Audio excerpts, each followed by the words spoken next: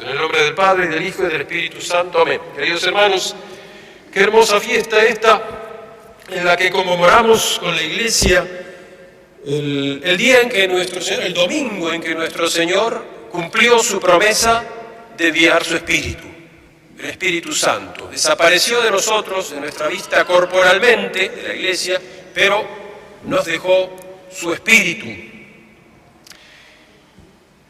Jesús cumplió su palabra. Y 50 días después de su resurrección, 10 de la ascensión a los cielos, el Espíritu Santo vino. Este relato emocionante que ustedes acaban de escuchar nos cuenta cómo ocurrió el hecho exterior. Pero en el interior, los apóstoles y todos los discípulos reunidos fueron transformados interiormente. Su corazón ardía, cosa que se expresa por esas llamas de fuego, que a propósito les decía a los niños ayer, miren el bonito adorno de nuestro altar, nos recuerdan las flores rojas, precisamente el fuego del Espíritu Santo, el fuego del amor. Pero ¿por qué Pentecostés? Pentecostés quiere decir simplemente el 50º día. Era una fiesta importante de los judíos. Ustedes recuerdan que tenían 3 grandes fiestas importantes. Una, la fiesta de los ácimos, para recordar la Pascua judía. Otra, la fiesta de los tabernáculos, cuando recorrieron durante 40 años el desierto, viviendo en carpas, tabernáculos justamente. Y otra, la de hoy, justamente la de Pentecostés, que conmemoraba la institución de la ley antigua en el Sinaí, cuando Dios, nuestro Señor, les entregó al pueblo, a su pueblo, las tablas de la ley, el decálogo. Era una fiesta muy importante que nos recuerda y nos hace pensar en lo que era la antigua ley, esta antigua ley que era símbolo y sombra de otra realidad futura, como el Cordero Pascual. Recuerdan, esto es más conocido, el Cordero Pascual que comieron los judíos, que el Señor les mandó comer antes de partir, bueno, representaba o simbolizaba al Cordero de Dios, nuestro Señor. Así, Pentecostés era el símbolo de otra ley, la nuestra, una ley nueva, la ley de nuestro Señor, ley de gracia, de amor, de santificación. Por eso Pentecostés para los católicos, para nosotros, es la promulgación de la ley evangélica, de esta ley nueva de nuestro Señor. Es la efusión oficial del Espíritu en la Iglesia y por la Iglesia. La promulgación de la nueva alianza que reemplaza, a la antigua.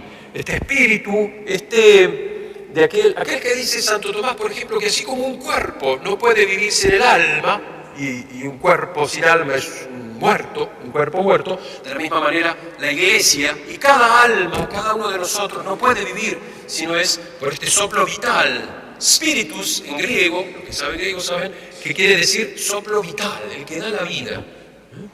Esta ley entonces del Espíritu, que es ley de gracia, ley de santificación, ley interior, y decíamos la inauguración de la Iglesia al mundo, la continuación y aplicación de la redención de Cristo por la Iglesia. Pero pensemos en esta ley judaica, ¿y qué tiene que ver con nosotros? ¿Por qué insiste Padre sobre esto? Porque, veamos, esta ley judaica era, sí, una religión, un culto de santificación. Dios santificó a su pueblo, pero de una manera meramente ritual y legal, exterior, oficial, a la cual esta ley se refiere San Pablo diciendo que habían recibido el espíritu de temor y no de amor. Espíritu de temor para obrar en el temor, spiritus servitutis in timore, espíritu de servidumbre en el temor. Y su fruto lógico fue la ley de los fariseos, este espíritu, esta santidad farisea que ya conocemos. a cual nuestro Señor se refirió diciendo que eran sepulcros blanqueados, ¿no? Puro formulismo, puras exterioridades, ritualismos, apariencias, ¿se acuerdan? Filacterias, primeros puestos, desfiguraban su rostro, dicen los evangelistas, les gustaba orar en las plazas, ayunos exactos, diezmos ridículos, al comino y a la hierbabuena, hacían sonar trompetas, todo eso nos lo descubre nuestro Señor, que era como un cuerpo sin alma. Pero el interior, justamente, toda esa exterioridad lo dejaba incircunciso, dice San Pablo. Es decir, lleno de soberbia y orgullo, de hipocresía. ¡Ay de vosotros, sepulcros blanqueados! En cambio, precisamente la nueva religión, la nueva ley de gracia inaugurada este día, o un día como hoy, Pentecostés, era también una ley de santificación. Sin duda, Dios quiere nuestra santificación, pero esta ley que viene a completar y perfeccionar la antigua, esta es una ley primero de santificación interna, esencialmente interna, cuyo móvil es el Espíritu Santo, es decir, el amor de Dios que ha sido derramado en nuestros corazones por el Espíritu Santo que nos ha dado. Textual, San Pablo. Cuidatus es nobis, que nos ha sido dado. Es entonces una ley inaugurada por el Espíritu Santo, santificador, Espíritu que nos hace clamar, recuerdan también San Pablo, Abba, es decir, Padre, que nos hace hijos de Dios, Espíritu de verdad, Espíritu que nos hace vivir como hijos y que ilumina e inflama toda la vida cristiana. Santidad interna quiere decir que lo esencial es lo interior, el estado de gracia, la inhabitación del Espíritu Santo en el alma con todas sus consecuencias y por lo tanto vida realmente y auténticamente cristiana, íntegramente cristiana, vida de oración, vida de sacramental, por supuesto, que santifica interiormente, que requiere ritos exteriores, sin ninguna duda. Nosotros no somos carismáticos ni protestantes, evidentemente, pero ley de oración, entonces religión, que es vida de oración, vida de fe, que es el criterio fundamental, decimos siempre, el quicio sobre el cual gira toda nuestra vida, la existencia, vida de amor, con sus obras, las verdaderas obras de la virtud de religión, de sacrificio, de entrega total, y vida de apostolado, justamente. Esta vida cristiana que se da en la Iglesia, por eso no fuera de la Iglesia como medio ordinario, la Iglesia una y única, santa, apostólica, católica, cuya misión, decimos siempre, es continuar la obra de Cristo en las almas y en el mundo.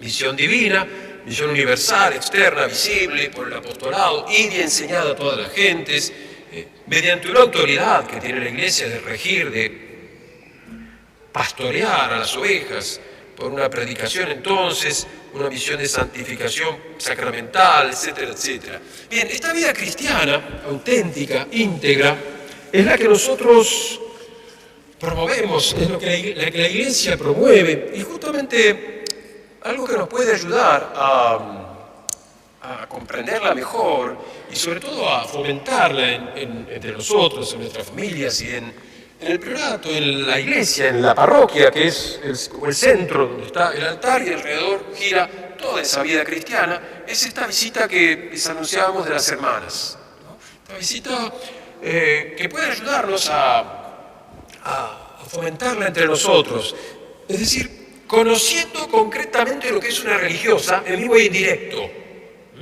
Nosotros no estamos acostumbrados a ver muchas hermanitas, monjitas, a lo mejor los más viejos, como nosotros, sí, en los colegios, etc. Y ahora existen también, pero estas hermanitas son, con su sencillez, con su simpatía, pero sobre todo con su espíritu de piedad, espíritu religioso. La religiosa son como un ejemplo concreto de lo que es ser religioso y la religiosidad que nosotros debemos buscar en el mundo. Ustedes están en el mundo, estamos todos en el mundo. Ellas también, sin duda, sus conventos salen, pero tienen una vida más propiamente religiosa, por la práctica especialmente de estos votos religiosos de pobreza, castidad y obediencia.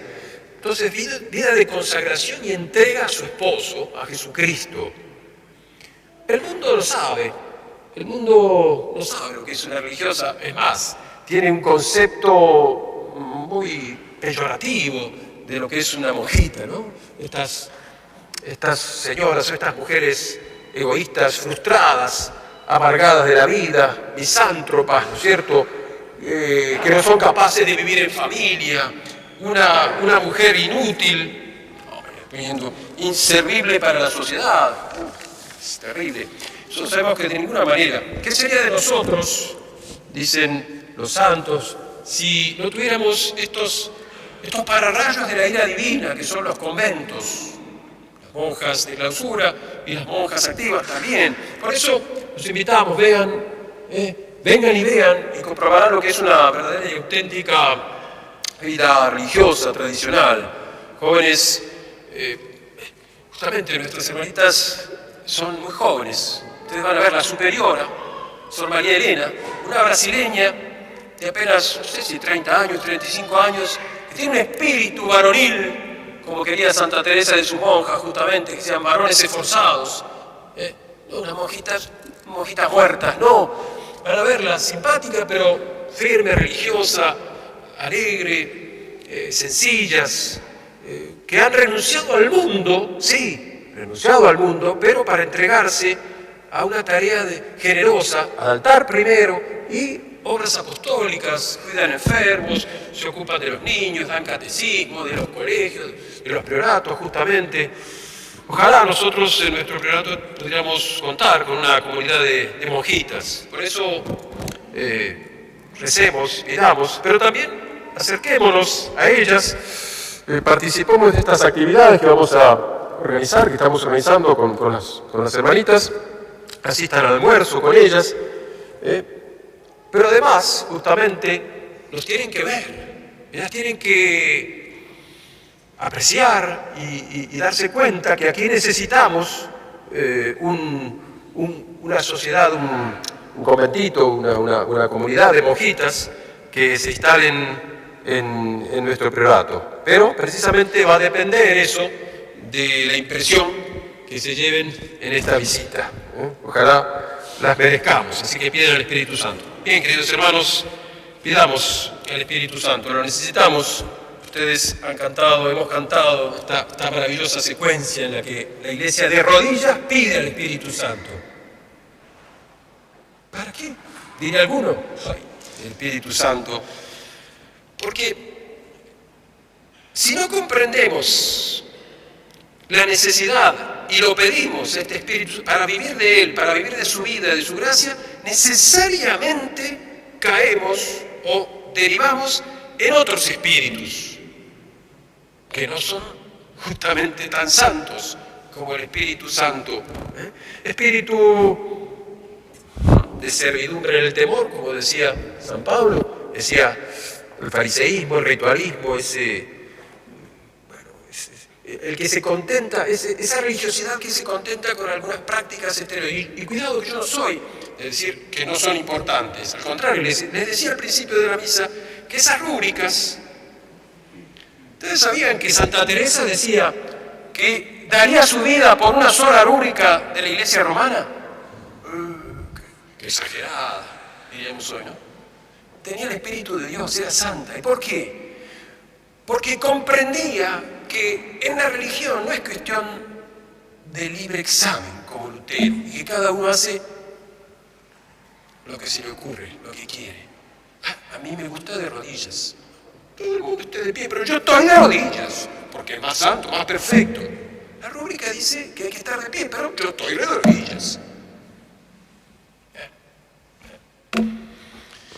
Espíritu, entonces, del mundo también, los cristianos mundanos, espíritu de contradicción, o sea, de orgullo, de soberbia, de avaricia, de ambición, de vanidad, de pereza, de impureza, de fornicación, de odio, de iras, de rencores, los que no quieren perdonar, satisfacción propia, de hedonismo, de terreno, espíritu de contención, de riña, espíritu individualista, moderno, aún en religión, espíritu cerrado, sectario, cristiano sin sentido del cuerpo, sin sentido del bien común espiritual, para la cual la Iglesia es una sociedad invisible de espíritus, ¿no?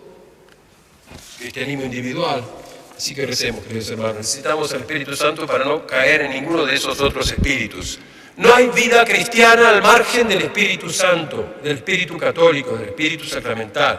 Por eso digamos hoy, ahora cuando cantemos el credo, creo en el Espíritu Santo, creo en Spiritum Sanctum, Dominum et Vivificantem.